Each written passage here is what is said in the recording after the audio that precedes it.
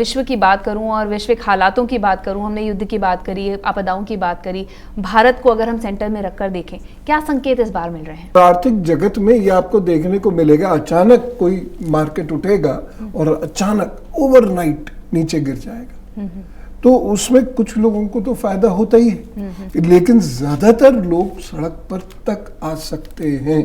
इसलिए ये ध्यान रखना होगा, क्योंकि राजा है बृहस्पति, और राजा का, जैसे आपने कहा भी ऋतु जी ने, कि उसके अनुसार ही चलने में भलाई है। हाँ। तो यहाँ पर दिक्कत यही है कि जो लोग अपने तरीके से शेयर मार्केट में चलते रहते थे या जो प्रॉपर्टी मार्केट में चलते रहते थे, अगर अब भी वैसे चलेंगे तो नुकसान होना तय है। क्या चीजों को लेकर सतर्क रहें, क्या चीज को लेकर सावधान रहें?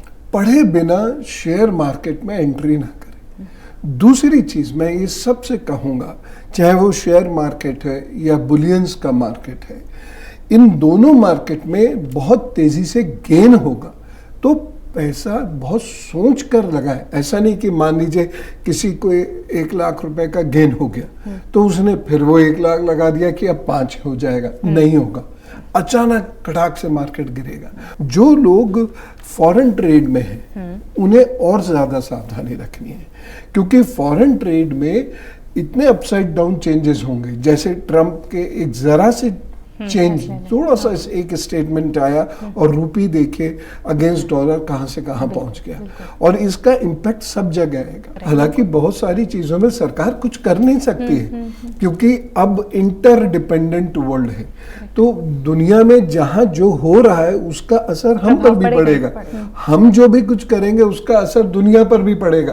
तो ये इंटरडिपेंडेंट वर्ल्ड है और ये मल्टीपोलैरिटी की तरफ जा रहा है, जिसमें भारत एक मजबूत एक्टर है, मजबूत प्लेयर है फॉर्चुनेटली। तो ये स्थिति लेकिन भारत के लोगों में वो रोष उत्पन्न करेगी और उनको ये लगेगा कि ये सब सरकार की वजह से हो रहा है और उस स्थिति को संभालने में दिक्कत होगी। और एक बहुत अच्छा पॉइंट लिया ऋतु जी ने कि धर्म का जो रास्ता है वो बिगड़ेगा थोड़ा सा।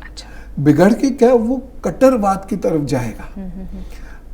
कोई भी संस्कृति हो, अगर वो कट्टरवाद की तरफ चली जाती है तो और यह उसकी सहिष्णुता बिल्कुल समाप्त हो जाती है, वो रक्षा की जगह आक्रमण करने लग जाती है या अपना सुधार किए बिना दूसरों पे कटाक्ष करेगी, तो धार्मिक उन्माद भी होगा और एक धर्म के भीतर भी उन्माद होगा। जैसे हिंदू धर्म के भीतर खुद भी बट जाएंगे, बटना शुरू हो जाएंगे। संत लोग बटे तो बहुत भारी नुकसान होगा, क्योंकि संत लोग एक साथ एक फोरम पर आए तो भारत ने सांस्कृतिक पुनर्जागरण देखा और भाजपा भी उसी वजह से कहीं ना कहीं सत्ता में आई रही। और अदरवाइज हम कोई इकोनॉमिक मॉडल्स की बात करें तो भारत की जनता उसे नहीं समझती। हार्डली 10 करोड़ लोग होंगे, 20 करोड़ लोग होंगे जो उस मॉडल्स को समझते हैं, लेकिन बाय एंड लार्ज वो नहीं। उनको ये लगता है कि मेरी संस्कृति खतरे में है और मुझे बचाने वाले श्री मोदी जी हैं, बस उसके लिए इतना बहुत है। मेरे पर्व त्योहार मंदिर खतरे में है, बचाने वाले श्री मोदी जी। ये सोच के संतों ने लोगों को पोलराइज किया और उसका लाभ मिला।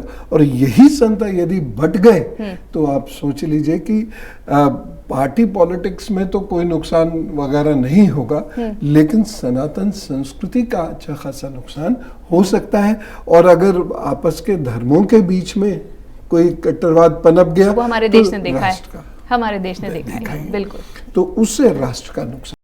अगर आप ये वीडियो YouTube पर देख रहे हैं तो हमारे चैनल को सब्सक्राइब कर बेल आइकन दबाएं और Facebook पर देख रहे हैं तो हमारे पेज को लाइक करें।